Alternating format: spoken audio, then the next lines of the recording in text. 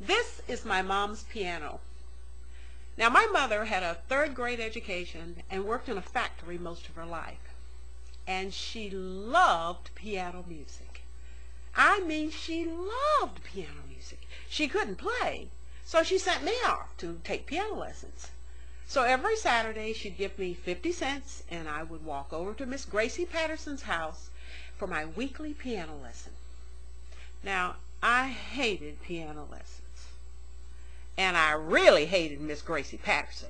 I mean, she would ram my fingers down hard on the keys every time I made a mistake.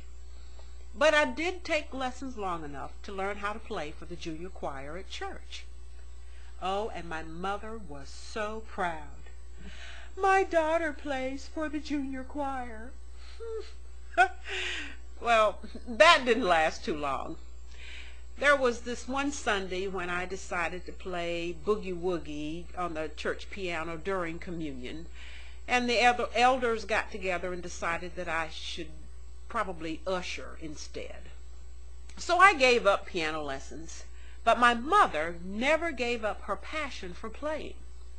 So at 58 years old, she decided she was going to take piano lessons from my high school music teacher. Now, she didn't have a piano at home.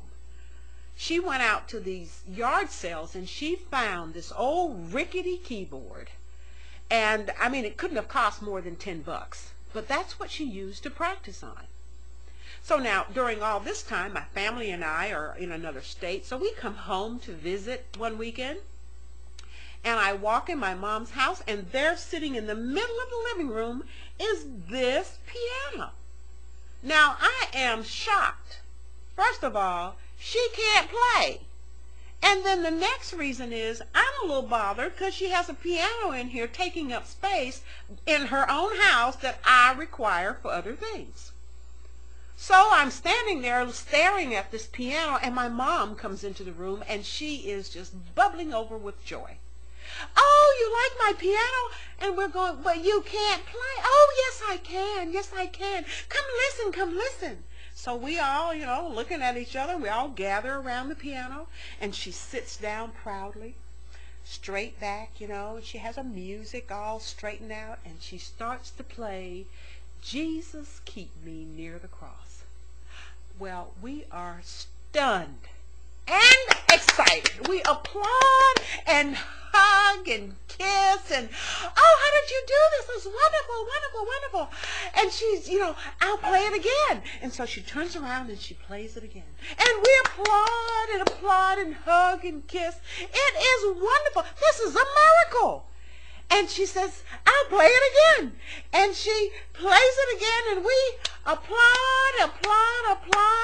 and hug, and she plays it again. And she plays it again and again and again, and probably more times than I can remember.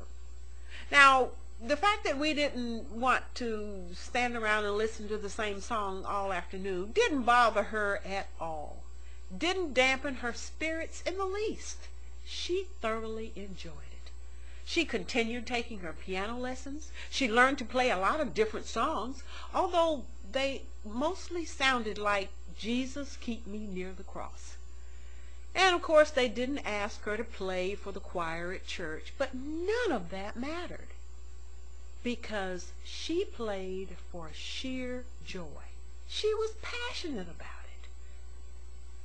Now, my mom died 3 years after her first piano lesson, and this piano's been with me ever since.